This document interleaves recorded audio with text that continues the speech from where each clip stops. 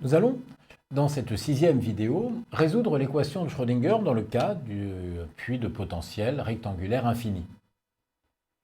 Ainsi, considérons une particule quantique de masse m dans un puits de potentiel infini, c'est-à-dire que entre 0 et L, le potentiel vaut 0, et sur les bords, il est infini. Autrement dit, la particule ne peut pas sortir du puits.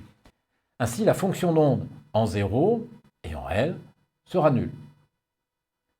L'équation de Schrödinger indépendante du temps peut s'écrire pour x compris entre 0 et L sous la forme moins h bar carré sur 2m fois le Laplacien, c'est-à-dire la dérivée seconde de phi par rapport à x égale l'énergie, fois phi.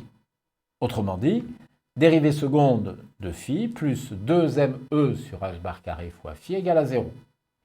L'énergie E dans le puits est uniquement égale à l'énergie cinétique, qui vaut p carré sur 2m, elle est donc positive. La solution peut alors s'écrire sous la forme A cos de kx plus B sinus de kx, ou k, et le vecteur d'onde égale à la racine carrée de 2me sur h bar carré. Allons un petit peu plus loin en utilisant les conditions limites. Elles donnent que phi en 0 vaut 0, ainsi A est nul. Phi en L vaut également 0 et vaut B sinus KL. Ainsi, sinus KL vaut 0. N'écrivons pas que la dérivée de phi vaut 0 et qu'elle est continue en 0 ou en L, puisqu'ici le potentiel est infini.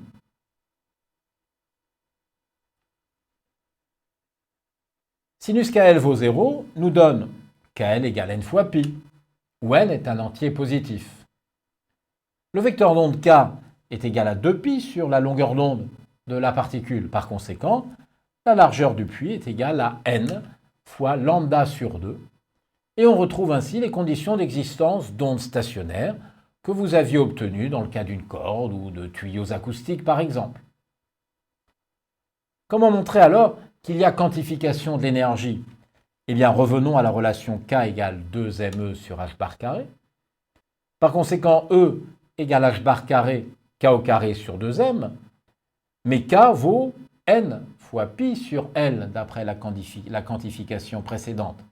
Par conséquent, l'énergie du niveau n peut s'écrire finalement sous la forme n carré fois E1, où E1 est donné par h bar carré pi carré sur 2mL carré et représente l'énergie du fondamental de la particule dans le puits de potentiel.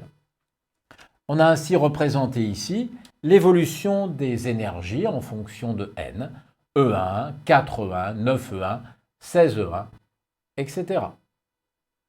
Ainsi, le confinement du quanton aboutit bien à la quantification de son énergie. On peut ainsi représenter la densité de probabilité, psi au carré, ainsi que l'amplitude de probabilité psi, pour les différents états quantiques correspondant à la valeur de petit n. On peut montrer d'ailleurs que l'amplitude de probabilité s'écrit phi n de x égale racine de 2 sur grand L, sinus de n pi x sur L, en utilisant la condition de normalisation que j'ai rappelée ici. Donnons quelques ordres de grandeur. Pour un électron, grand L va être de l'ordre de 10-10 mètres. Son énergie est de l'ordre de 100 électronvolts. Par contre, pour une bille d'acier, si on prend L de l'ordre du mètre, M de l'ordre de 30 grammes, eh bien son énergie est de 10-66 joules dans l'état fondamental. Une description classique sera bien évidemment suffisante. Je vous conseille, là encore, d'aller cliquer sur le document d'accompagnement de ces vidéos pour vous entraîner à faire un exercice sur le puits de potentiel infini.